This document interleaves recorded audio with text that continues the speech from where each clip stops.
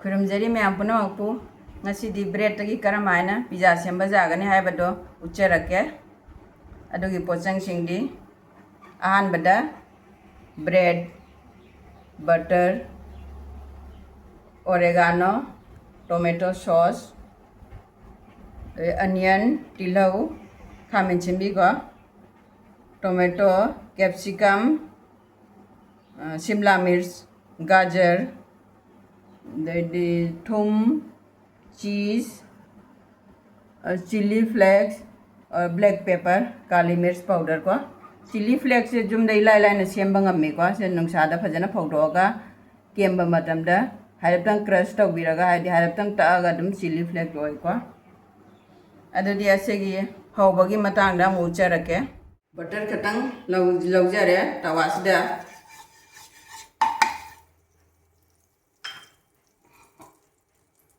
हाइरतंग vegetable सिंगजे सोटे तौगे को मुक्थोके हाइरतंग Ahmad onion तिलो को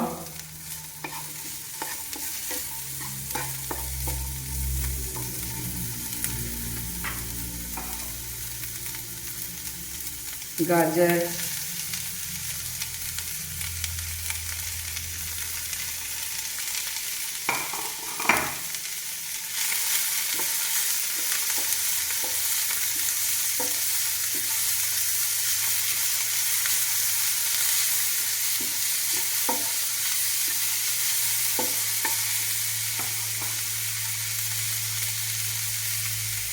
tomato मो हाक्तारे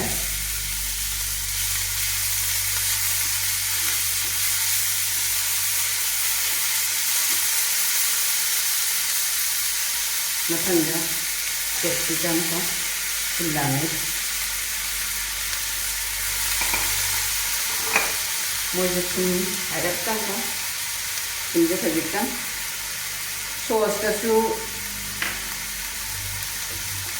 थुम जावे को और चीज तसु थुम जावनी ना थुमजे जामने लिखना हाफ खजितंग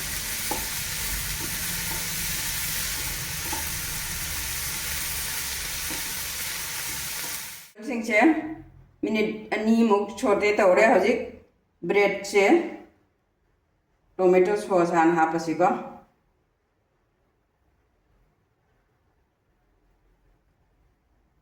सॉस से जामना चानिंग बमीना खर जामना हापीबा खर लिखना चानिंग बमीना खर लिखना दुम जुमगी असिदि दुम जुमगी इसागी चानाबा सेमबनिना according to taste को इसाना करम्बा मोंगदा पामीबा दोइ मतुंगिना से स्प्रेड तौथोसी सिंदोसी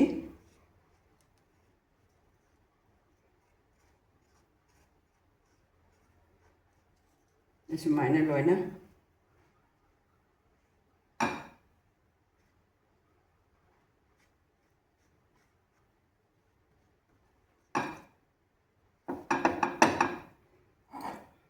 से हाइरतंग हाफिगम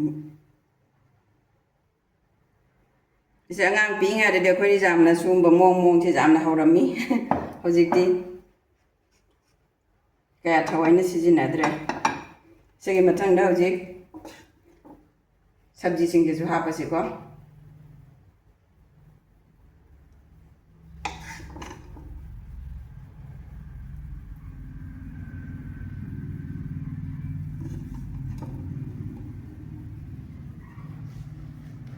जामना लाइबा मोंगेनी ब्रेड से दी इजीली मफम पुनमता फंगी पिज्जा बेस लौबगी से मथौ ताद्रे युमदा लैबा पोचंग अदुम इला लाइना हौबको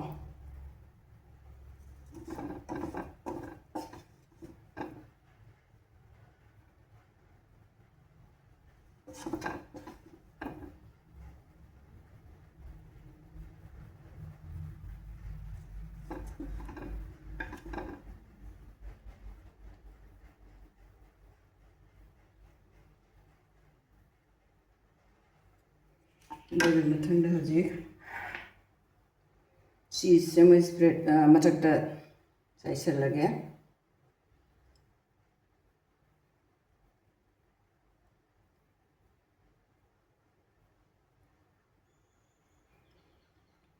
सब्जी जे ngौबा matamda dum harap san basiga dum black pepper ka chili flake ka se hapchen bajai ko do ai hap haude hadi hap ta mathak ta dum topic to bagi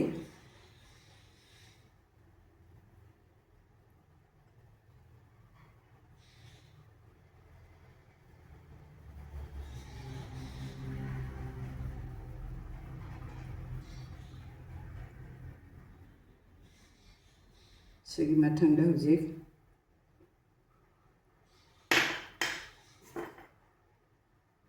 black pepper kali mirch ko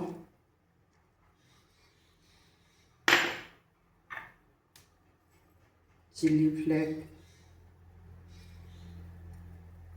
hau bolo raga su sai sen basu sai se su de holding ada natraga sabji ngauring ada su vegetable gi mathak ta su dum hapa ja je oregano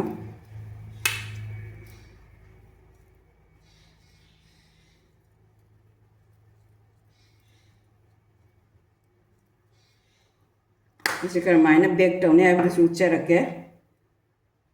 the तवा दा दम Sanji को हान बड़ा butter तैरे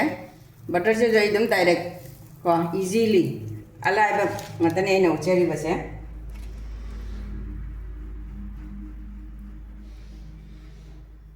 इसे मायने तवा से का थंबा को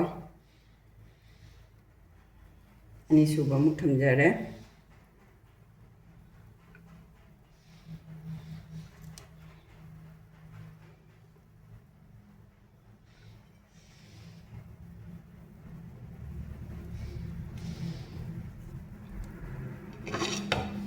đây mà không cùng dần nó ngạc thầm bị bà có mà không cùng mà cái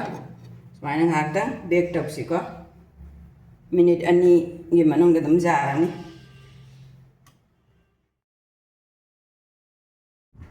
ai ở gì bread pizza से तवा दा होगा लो जरे को से चीज से हर मेल्ट हो रहा को मतलब दा मुठत भी बा को mà không mà ngạc thầm bị bà làm sao thì nó crunchy rồi giờ mà khá là sẽ riêng biểu mày am jam hau ni ai designing mana lo ada ada mayam ai taste oraga charake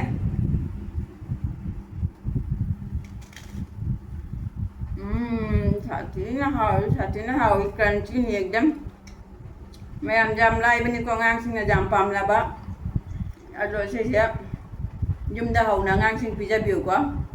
jam thati na hau jam na lai ba microwave pi kari ma thau ta adre jumda lay by ingredients na ado video se subscribe to video na like amadi share to view thank you so much kurum jari am kahana